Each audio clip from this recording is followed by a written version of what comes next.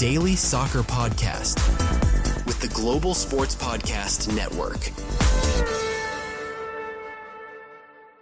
Hello and welcome back to the Daily Newcastle podcast. Proud to be part of the Global Sports Podcast Network. I'm Michael Grahamslaw, and today I am joined by Joanne Ayres. How's it going, Joanne? All good. I think it's been a long time since it was just me and you doing a pod together, Michael. So let's see how this one goes. Long time coming indeed. So today we are talking about everything Champions League and, of course, Newcastle United. Exciting times because we didn't get to do this last year. We decided to start a podcast after the Champions League campaign, which, not the smartest idea, but we're here now. But the fixtures are out. Tomorrow we face Barcelona under the lights of St. James's Park. But the competition as a whole, we know who's standing in our way. The big question is, and it's what we'll answer by the end of this pod, how many points can Newcastle United realistically pick up? So we'll go through each of the league stage games, the 8 in totals, talk about some key battles, what our take on Newcastle can get from them. From talking with Iain yesterday, I know there's some very different ones between me and him. I'm excited to see if there's same between me and you. So let's get straight into it. Cool. Match day 1, Newcastle, Barcelona, 18th of September. How are you feeling about the game right now? I think anyone that's listened to anything related to the Champions League since we got drawn, whatever, that I've been ultra excited about the fact of playing Barcelona at home. I wanted them, I got them. I pretty much couldn't have cared about the other 7 games to be dramatic about it all, but yeah. And then the fact that Barcelona is going to be the first game, it just kind of icing on the cake. And bar one day, had it been the Wednesday, which I think would have been brilliant if it was, it would have been exactly 28 years to the day is what I'm trying to say there. So yeah, it's nostalgia going on all over the place with that one, I'll be honest there. So I'm over the moon to be there. Appreciate it's like very rare by the sounds of it. There's been a lot of kickoffs with regards to the Barcelona game. There's been stuff all over social media about the wonderful school in Dundee and people losing their season tickets and blah, blah, blah, blah. But yeah, chaos as usual with Newcastle tickets. That'll never, ever change, I don't think. No, definitely not. But in terms of the game, man, it's just... It's going to be epic no matter what, isn't it, really? It's in terms of atmosphere, everyone is expecting at least everything that happened to PSG, atmosphere-wise. I mean, God, if we can get the result, I mean, wouldn't that just be the ice on the cake? And I think the whole Newcastle will explode again, just like they did that night. So, mental night. Pretty excited is the general synopsis, yeah. To not go too far. The return of Champions League football to St. James's, we had a taste of it 2 years ago. We get a lot more this year.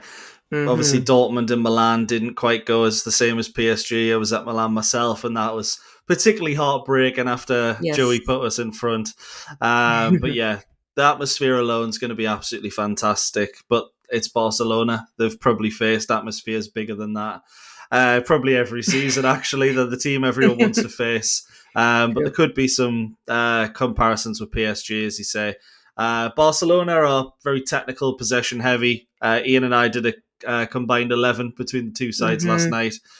We got 3 players in there, and I was being quite generous, if I'm honest. That's decent, I would say, yeah. Yeah, we managed to get 3 in there. Lamine Yamal isn't going to travel to what I'm calling a minor groin injury, for anyone that hasn't looked up what that is.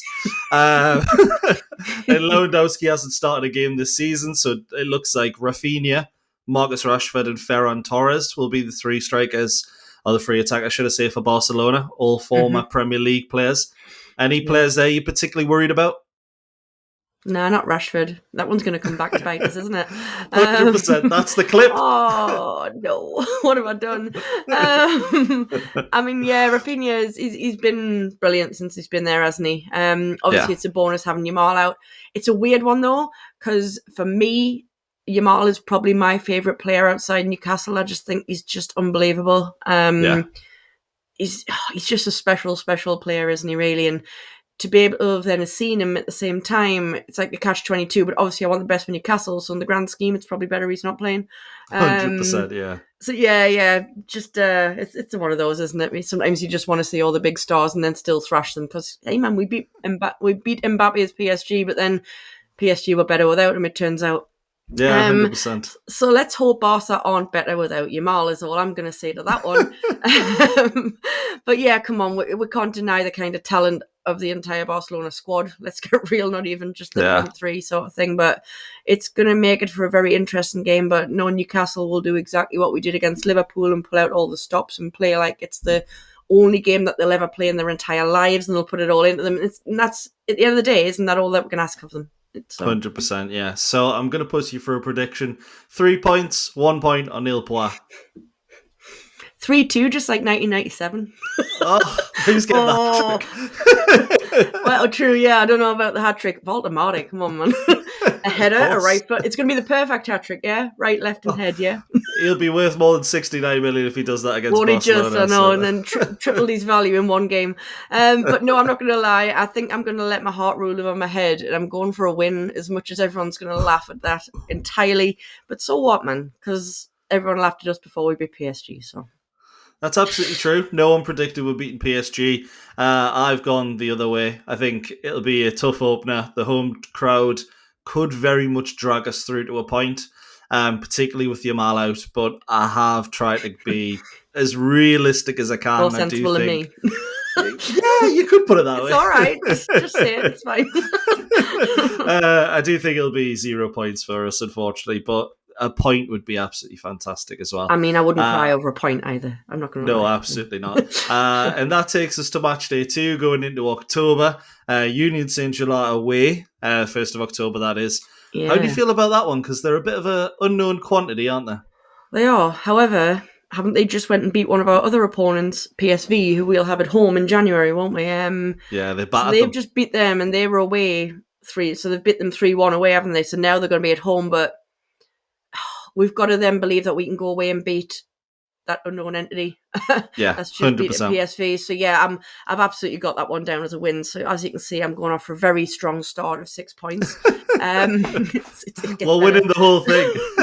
Apparently, I actually get more realistic as the games go on. Would you believe? But no, honestly, I'm going to go 3 points with that one. Yeah. Yeah. To be honest, I'm inclined to agree. It's not a glamour tie by any sense of the imagination. These are the kind of banana skin fixtures you do get in Europe, but as you say, they battered PSV. And they look really good. But Newcastle, you need to win that if you're going to progress. One thing about them that I do know, it is going to be the smallest pitch in the Champions League this season, which means we won't be able to use our width. So maybe you're looking more at Barnes and Jacob Murphy rather than Gordon and Alanga. Those two won't get the space that they'd usually want. But I said yesterday that Union are one of the 8 teams that we simply have to finish above, even if we have an absolutely dreadful campaign. Yeah. So I think they'll get less than 6 or 7 points, although they've already got 3. But it's a must win for me. 3 points. You've just ruined them when they've started off really strongly. Honestly, they played better than Arsenal. They're the best team I've seen in the competition so far at 20:08. But yeah, they're not getting any more than 3 more points. It's fine. Okay, fair enough. Fair play. Scenes when they have 6 after 2 games. Oh God, can you say that, man? But our second home game, and one that is probably a bit more winnable in the eyes of Newcastle fans, is Benfica, 21st of October. Let's be honest, Benfica are seasoned European campaigners. I mean, they knocked us out of the Europa League not all that long ago.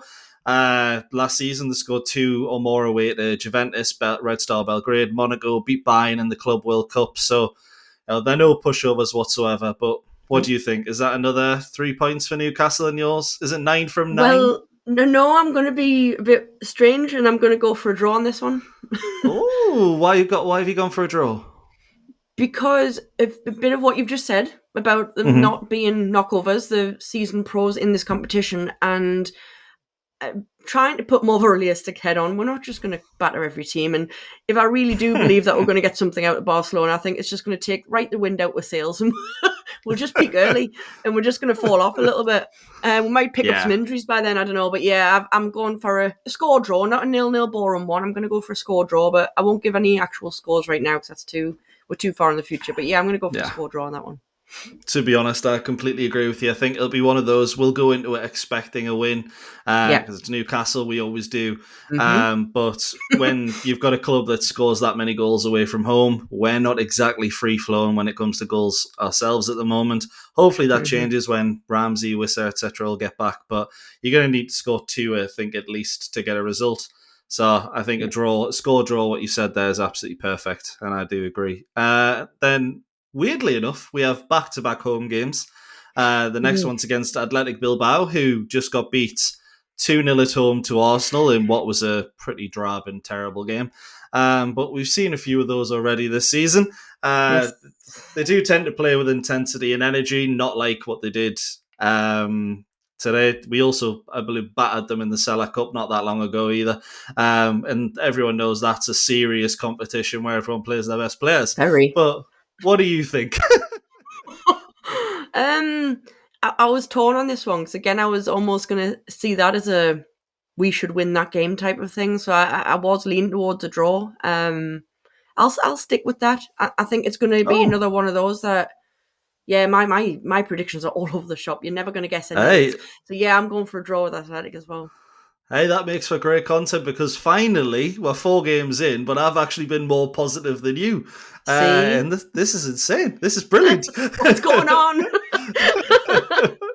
But Bilbao, from what I can see, they don't tend to do well against English opposition. I mean, they could have battered. I haven't got the stats to back that up. I've just seen them play against Man United and then Arsenal, and they've been terrible. But I think we're a team that can match their work rate. I think we are better than them man-to-man. So I think when you're a side like Newcastle and you do match the work rate of teams, even the best teams you come up against, I do think you're going to get good results. I think Bilbao will struggle to get out the league phase. I know they did brilliantly in La Liga, got the semi-final of Europa League, but I've just got a bit of an inkling that'll be the case. It'll probably come down to a set piece or something like that. So thankfully we've got 2 massive hunks in the team. I know. Yeah, so mind, ask me on match day, and I'm going to 100% say that we're winning that game. So it's one of those that I'm going to sit here, right? Because I know what I'm like. Like on the day, I'll be like, we are going to smash them. 4-0 every day. I'll completely flip by then. I'll be a bit bipolar on it all. So yeah, it's fine. No, it's 100%. It's always the case, though, isn't it? On the day, you're sitting there going, like, the adrenaline of it all. You get so excited about it that it's hard to keep a level head. The expectation will be there, like you say, won't it? Just like the expectation will be there against Benfica as well. So yeah, it's we'll see how it all goes. Each game. So you got a draw there. I have 3 points for Newcastle, and that means we're halfway through. So we're going to get to an advert from Bioniq. Your body is unique, and Global Sports Podcast Network has partnered with Bioniq, the world's most personalised supplements. Bioniq provide 100% tailor-made supplements designed to deliver precisely what your body needs at exactly the right levels to optimise your health. No guessing. So click the link in the show notes. Use the code GSPN2025 for 40% off your first month's subscription. Bioniq. Don't settle for off-the-shelf solutions made for just anybody. Get what's right for you right now. Good stuff. No jazzy music behind the background of that one because I am a boring plain Jane man, and that is exactly how I like it. But on to the next game, which will definitely not be boring. It'll be arguably one of the feistiest games of the entire competition, I think, and that will be Marseille versus Newcastle United on November 25th. Not that long before the derby, but thankfully not the game we have to endure before derby day. Marseille, we've played them before in European competitions. Another one that we do need to get revenge on after the old Didier Drogba brace way back in the UEFA Cup days. But how do you feel about it? You think this is a tricky one? I agree it is, but I have got it down as a win. So I told you this is where my predictions are. Honestly, I don't think you're going to guess each one I'm going to say at this point, to be honest. No. I think I'm just trying to throw some curveballs, Michael. I'm not going to lie.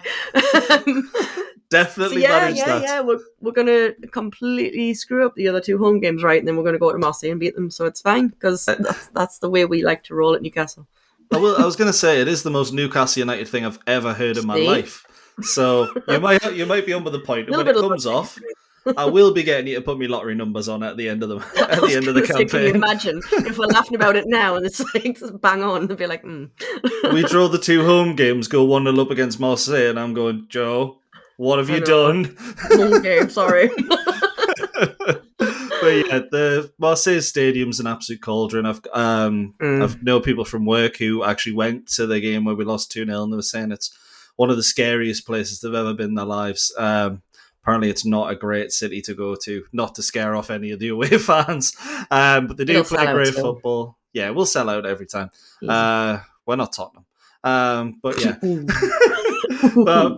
Marseille, they'll try and get every dirty trick in the book. They've got De Zerbi, they've got a lot of players who, let's be honest, we would love to see Joe Linton put his foot through. Mason Greenwood being one of those. May well happen. Well, we're praying. But they look to dictate the tempo. They're a very dirty team. Can't allow to be dragged into their sort of game, which I don't think we do. I think we're actually quite intelligent when it comes to that. But realistically for me, I know you've got it down as a win. I actually have it down as Marseille winning. I think it'll be one of those where I'm not saying it'll be with first loss, because I know I said Barcelona, we could potentially get a draw. But it's going to be one of those where I think Marseille, the atmosphere just gets a bit too much for us. And the atmosphere goes against Newcastle for a change. But Fair. from a team that we've had poor experiences to in the past to ones we've had good experiences with, and that is Bayer Leverkusen. So what do you think about the Leverkusen game? Are you confident about that one? I had that one down as a draw, so I'm going to stick with my original prediction. So I'm going to stick with a draw, please. Okay. Yeah, to be honest, I think it'd be one of those with Ten Hag in charge. I was pretty much very confident of a win, because every time we played Man United, they looked terrible, didn't they? It's such a shame that all ex-Man U managers are losing their job. Yeah, I thought they were all going to go back to Man United and just create this like Avengers team. Super clan of awful managers. Jose Mourinho at the helm, Ole Gunnar Solskjaer, Ten Hag, put Giggsy in there, give it Giggsy till end of season. But yeah, I think Leverkusen, it's at this point, it's really hard to see how they're going to line up. New manager going to be coming in between those times. They've lost half their squad. Frimpong, Granit Xhaka has for some reason gone to Sunderland, the stupid man. But he wasn't known for his intelligence, so we'll accept it. And I think that was actually something I was going to point out on that game. I think with it being so close to Derby Day as well, I'm not saying we won't have our mind on other things, but we partially will, because we all know what Newcastle like to do sometimes. I'd love to say that we'll switch it off, but they are humans, and they're going to know how much Derby Day means in comparison. I'm not saying a Champions League means nothing, but come on.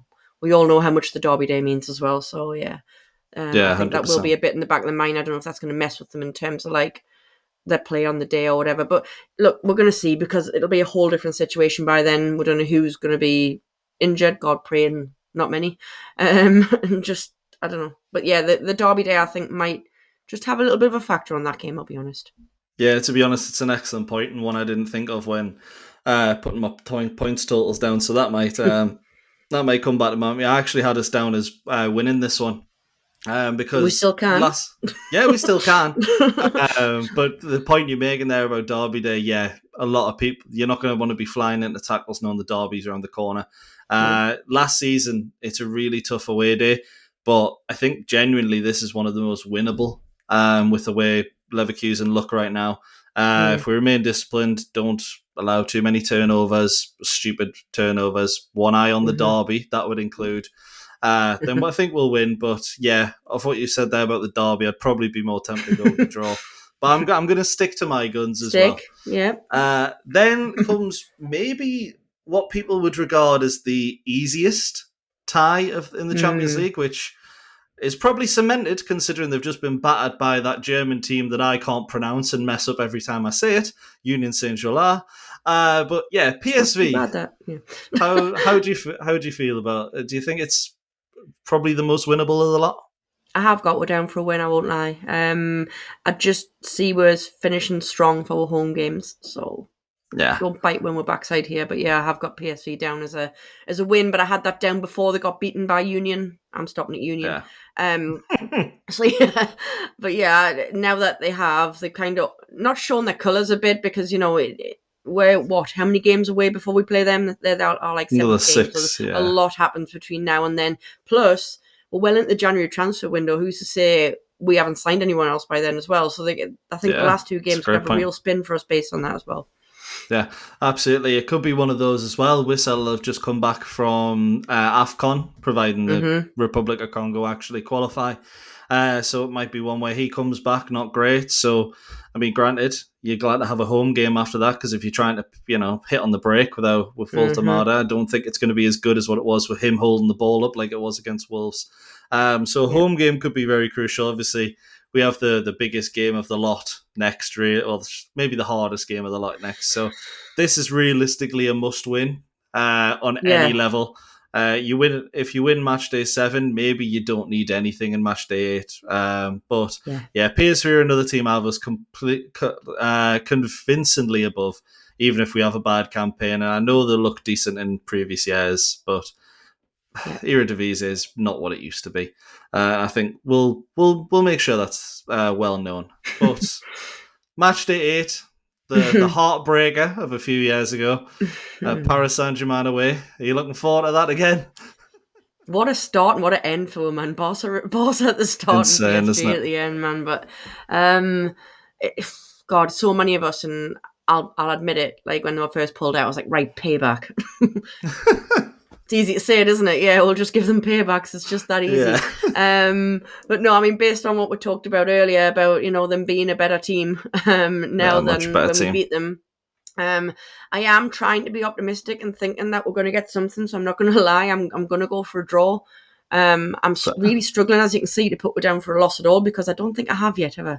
No. I don't think you have, no. Oh, you see this, Michael? This is where, no matter what, this is where the positivity stays. And I can never bet against when this means I totally get unrealistic with my predictions sometimes. But no, look, I said it, so I'll stick with it. And I'm going to go a draw. And that's going to be our level of payback. Because just something. I would take it. From a much improved PSG game. Exactly, yeah. We don't deserve the draw. We get a dodgy decision 90th minute. Why even? See? Payback. That's all. And we'll be happy with that. We will be so happy with that, won't we? I'd be overwhelmed. I'd cry in the middle of the street. It'd be perfect. See that, Michael. Nobody needs to see that. See your tears. Thanks. No, I'm being awful. I'm just laughing at you crying. It's really I need to see Michael cry. I need to see you cry. I know. Sorry, dude. It's all right. But you've heard it here first. Eddie Housen beating Champions League mags. I will admit I'm not as optimistic. Current holders of the Champions League, I think they're better than what they were then. Mbappe, who should be the main tifo around that stadium. 2 or 3 world beaters in to replace them. If PSG need a win, they'll get it. But I'm sitting here thinking PSG might have already qualified in the top 8, and they're going, you know what? Let's just give Kang, the South Korean kid, some time and stuff like that. Rest some players, Due, Kvaratskhelia, Dembele. They don't need to play, do they? This is why we're getting the point. Yeah, we're getting the point because they're resting players. I hadn't thought about that, but you bang on. This is why we're getting the point. I'm trying to find any reason that I can that we don't get nil point. But yeah, I do think if they need the win, they'll get it. They're that good. Hopefully we don't get blown away. But I do have us getting 0 points. I think it'll be 2-0, 3-0, something like that. But it'll be a lot more, even than the game. Well, that suggests maybe not. Yeah, it probably won't be even at all, actually. Never mind. You did a full circle there with us in about 15 seconds. Oh, dear. The trauma of PSG last time's just hitting me back again. It's sitting well in your head there, isn't it? Rent free, right there. Yeah, I've got the vision of Barcola hitting the bar about 4 times, just replaying in my head. It's how many times they should have scored. But just to count it up, I have us picking up, I think, 13 points. Wins against Union, Bilbao, PSV and Leverkusen, then a draw against Benfica, losing against the other 3. Joe, how did yours tally up? Well, I did say 16 at the start, and I have still got 16 right. I haven't messed that mathematics up. 3, 3, 1, 1. What did I say there? I said 3. I said 1, I said 3. I thought, 16. 16. And to be fair, if you think Joe's been optimistic, Iain gave me his yesterday after the pod, and he said 17. I believe he did say we were going to lose a game, win 5, draw 2. What do you think? That's what I want to hear. Are we being too cautious, optimistic, or just about right? Well, not both of us, because we're all very different. But that's what makes football beautiful. Hit us up with your predictions, and we'll be back with more Magpies talk tomorrow.